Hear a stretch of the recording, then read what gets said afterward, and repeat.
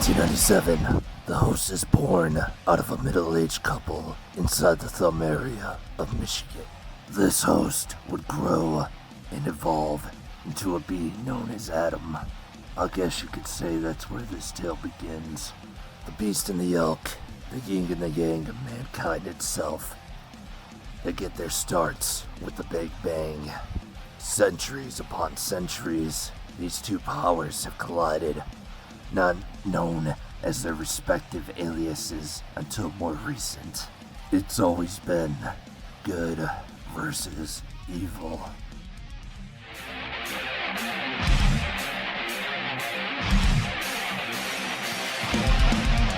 A contradicting statement too, if you were to ask me. Good doesn't come without consequence.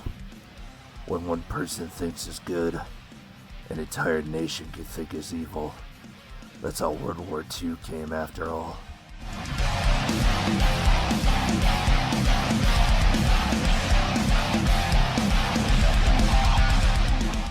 July 17th, 2019. A sunny afternoon day. The host, Adam, is still without his own transportation, so he awaits at a bus stop en route to the TWF arena. Adam wasn't quite the contracted star in TWF. He was merely just a bystander enjoying the action. Adam arrives at this bus stop, a 25-minute trip that costed him control of his mind. Well, sort of. I won't get too into details, but there is a particular reason that the elk nor the beast could take over this body single-handedly, and how they both share one host. It's rather intriguing, if I must say. As Adam sat there, waiting for the bus, it arrived. Well, so he thought. Reminder, these bus stop rest areas are essentially a bench in a glass chamber with an open end. The glass, the bench, and the host all went flying down the road. Debris covering a good portion of the double-lane road. Luckily, nobody was injured during the situation. As for our host, though, he laid in disbelief and anxiety. He couldn't have been scared shitless for all I know. The host got up and booked it, running as far as he could away from the scene, not realizing how much pain and trauma that he's in. Backtracking into a subdivision towards the back tree line, the host came across a small creek. The host traveled the creek until it hit a sewer line. During the escape, the host would go through the biggest transition of its life.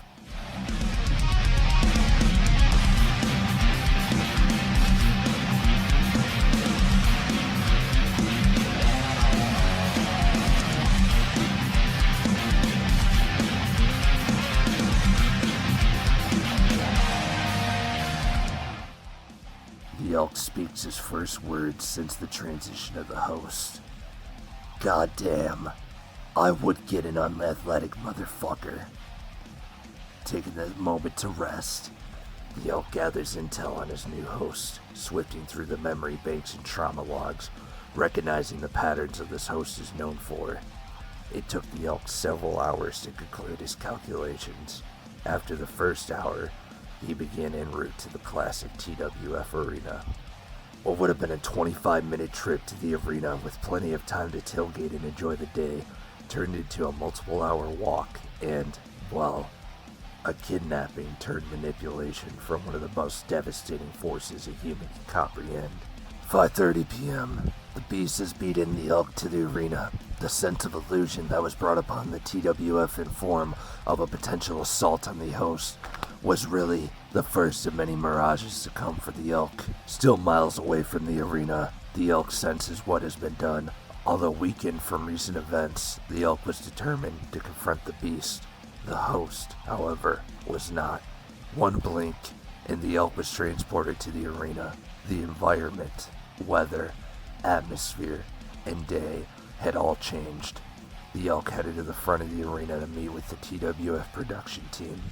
The elk, being informed that today was June 5th, 2020, nearly a year had gone in the blink of an eye. However, the elk could recall every day in between, without grasping the time spent in between. It wasn't the first time he had experienced this. It comes with being immortal. You just lose a grasp on time. The Beast had TWF postponed tapings between 2019 and 2020. The Beast would become responsible for more than just delaying TWF. Soon, the Beast's mission would be much more destructive. The Elk took that time to annex the host, while the Beast set up to coexist within. This war was just about to start. With the Elk's immortal power, the host quickly became an unstoppable force in TWF, conquering the likes of Prince Stefan and Marcus Page, soon en route to the rust in the TWF Championship. Prince Stefan was a point of interest the Elk kept in the back of his mind. He had seen many people that presented themselves in the way Prince did, and the Elk began to wonder if he would become another puppet of the Beast. Soon, the Elk's suspicions would stick out as fact, as the Demon Prince had emerged in a match against Marcus Page on September 18th of that year. Demon Prince, victorious, did not set off the same aura the Elk had sensed many times before. 1 p.m., June 3rd, 2021. A lot has happened in between the events of the Elk winning the TWF Championship and this day. The Beast held the Elk in a mirage so vicious that the host's voice is forever altered. Nick Fury had began his own plans as well. The Elk, not knowing of the plans at the moment, but when he realizes, believes the Beast is behind it. What became a TWF's year of revolution was also the beginning of the Beast taking over. First it was Springboard, then Battle of the Summer, but Live or Die is when it would all change. But before I get ahead of myself, Darren DeCario played a key role in this as well. The Elk faced Darren in 2 series of matches, the second with a longtime foe, Prince Stefan. Darren DeCario, the Elk, TWF number 34, October 28th, 2021. The day the Elk not only came out victorious, but it also started his first steps towards mortality. Up to this point, pain wouldn't register to the Elk, but rather the host the Elk occupied. It had been like that for centuries.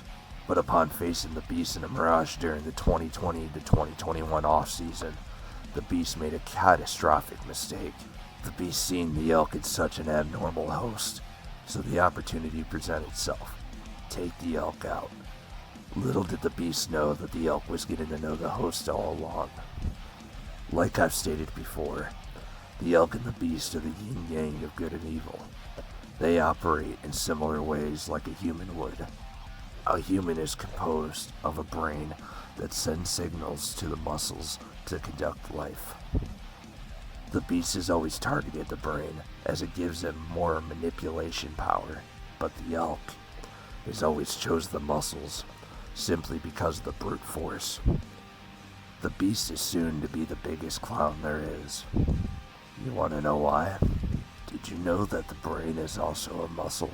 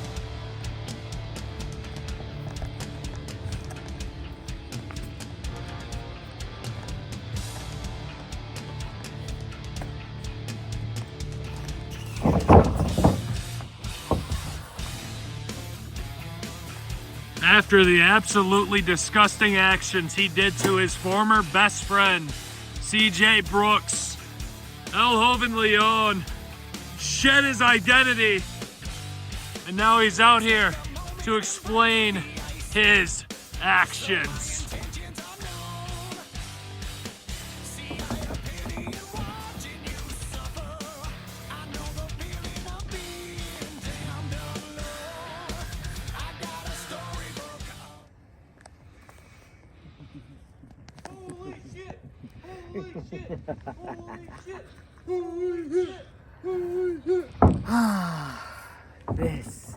This feels so right. Oh, I can just feel all the energy sources coursing through my veins. Oh, sorry. Didn't know there was a camera on me. For those of you who don't know who I am, and why I'm here, and why I have a poor lost soul standing before you, I am TMG, and I am here to lay all havoc on TWF. Now let's wind the clock back, shall we? It all started when I was just a wee little boy. I was just scrolling through the internet and I saw something interesting on Wikipedia. I found the lore, the legend of him. Oh, what's that? Him? I'm referring to him as him? Now why is that? Let me explain. You see, Alhoven Leon, being unbeknownst to all of you, has been around for a long time. He has been doing this far longer than any of us have been alive. Unfortunately, he died a gruesome death. He was eaten by a pack of wild lions. How tragic. And rumor had it that his soul lay in here. And me, I found this quite interesting.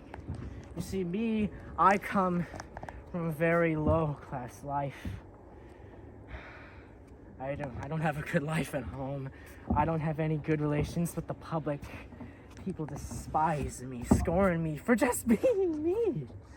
I had nothing. So what did I have to lose? So I traveled to the secret whereabouts that were rumored of his existence, the city of Cozumel in Mexico. And lo and behold, I found him. I found him just hanging on a rack with a bunch of other masks, but I could tell this mask was different. So I bought it and I took it home with me. And then I tried it on. And then all of a sudden I blacked out. And then I regained consciousness. And then I could hear someone talking to me. And then I realized it was him. He was talking to me and I thought I was sounding crazy. But I wasn't. And he showed me what he had to offer. All the things that I thought I couldn't dream of doing, I was able to do. I gained speed, I gained strength, I gained endurance. I felt whole again. I felt like a whole new person. And so he told me that we would stay together to the very end. We became best friends, and he told me, whatever happens, I will stay by your side to the very end, and I promised the same. And so we came across TWF, and our sole mission, our sole purpose was to lay down in all the chaos and the mayhem and the destruction that this wasteland has produced, and we were going to bring peace and prosperity. Oh, how so wrong we were. It started off a bit rocky. With CJ Brooks, we won, then we lost, then we tied, and then we won again. And then from there, it all went downhill. Loss after loss, after loss, after loss, after loss, after loss, after loss, I began to get angry. What was happening? This wasn't what we talked about. And then we started winning, and winning, and winning. And then it was all just back and forth. We win here, we lose here. Too much for me to handle. He had promised me so much more. He promised me all the wins in the world, all of the championships we could dream of possessing. And it didn't start there. It didn't stop there. No. He replaced me with a man all of you know very well, CJ Brooks. He could not fathom how great CJ Brooks was, how he was the best in Michigan, the best in the yard, this and that. Oh, I couldn't take it. And then he began to be distant from me and more closer towards others, specifically CJ.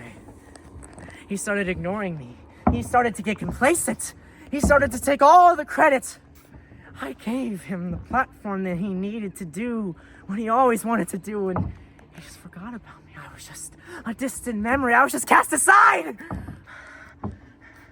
And so, after Live or Die, when we lost to Darren DeCario, I made a decision. I couldn't stand by him anymore. He lied to me.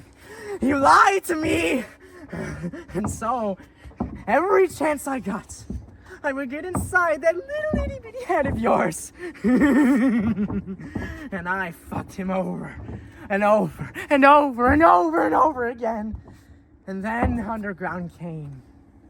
After I literally saw his friend, not my friend, not our friend, his friend fall to Darren DeCario. He lost the Great Lakes title. I thought, this is it. He has nothing to go off of. He has nothing now. And now it's time to make him pay. And just when it all seemed that the Rising Stars were going to make this big comeback, finally, he couldn't take it anymore. He had been through so much trauma ever since Live or Die, and he thought, you know what? If this is what you want, if this is the destiny you really want to follow now, take it. Take me. And so now, he is just nothing but a mask. I want you all to look at him. I want you to stare into his soul, look into his eyes, and know that this will be the last time you ever see him again. He will never be seen by anyone in the public in the domain. He no longer exists. Or who knows, maybe he'll be brought back for a Hall of Fame induction. And so now, he has nothing. He had everything to give, and now he has nothing. And now I feel him coursing through my veins, and now there is no one to stop me. So everything that slightly resembles him, every fingerprint, every footnote he ever left, I will eradicate from the face of the earth. And that starts tonight. You see, he is a luchador, and I have now begun to hate luchadors. So here's what we're going to do. You can stay over here for now, my old friend. Los Diego, Queso Blanco, I summon you. It begins. Queso Blanco is walking to the slaughterhouse.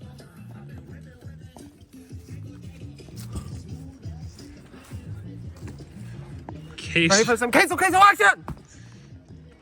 Queso Blanco doesn't know what he's walking into.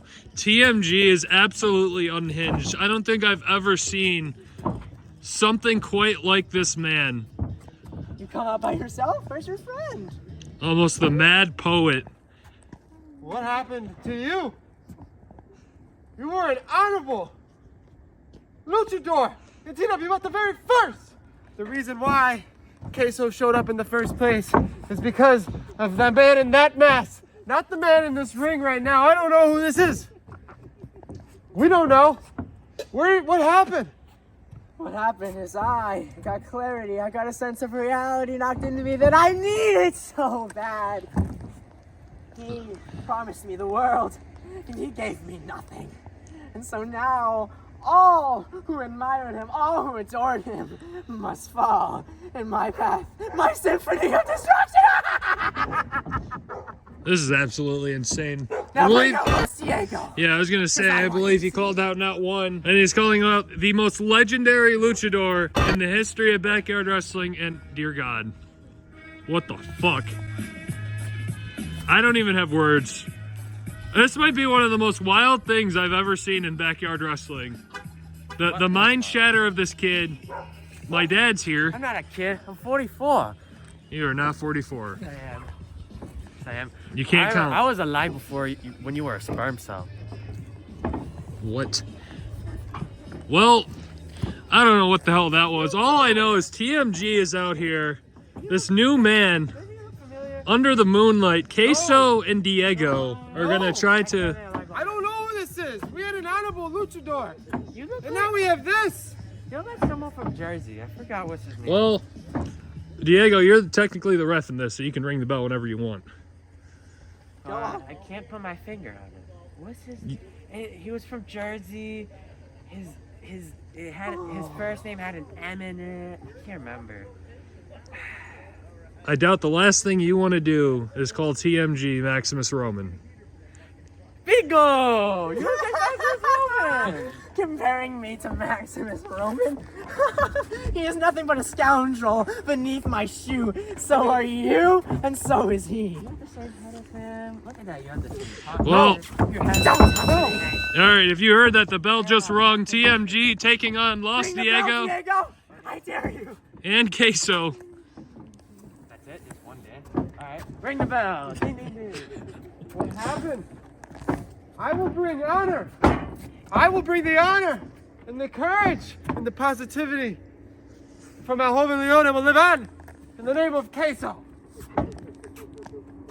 You're going to honor him. You're going to honor him. This is disturbing. Then prepare to follow to the shepherd of fire.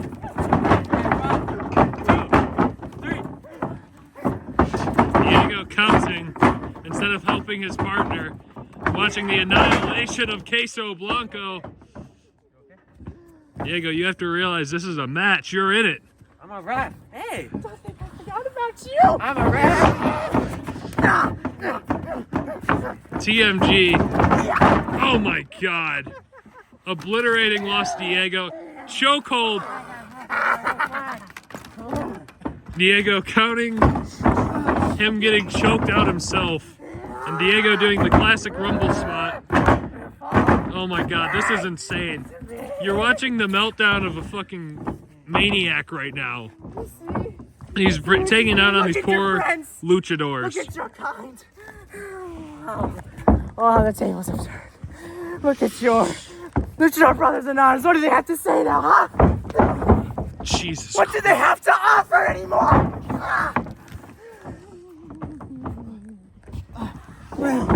Wait. No.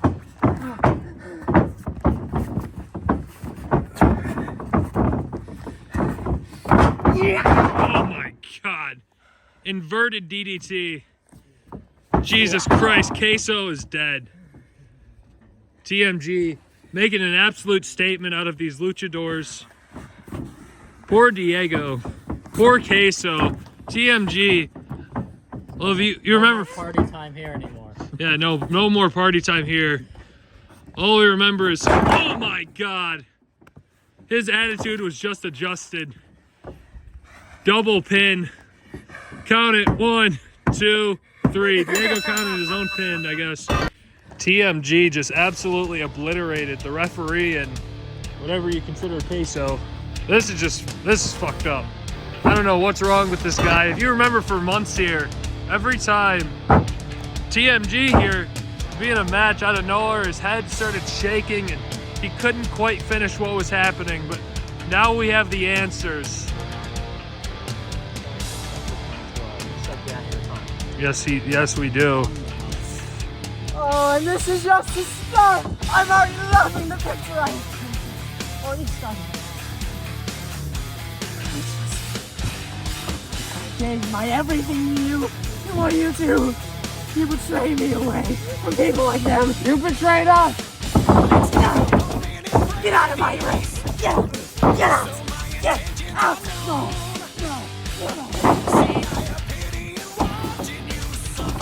TMG not only turning on Leon. Everyone associated with you that we want to stay. You're fired.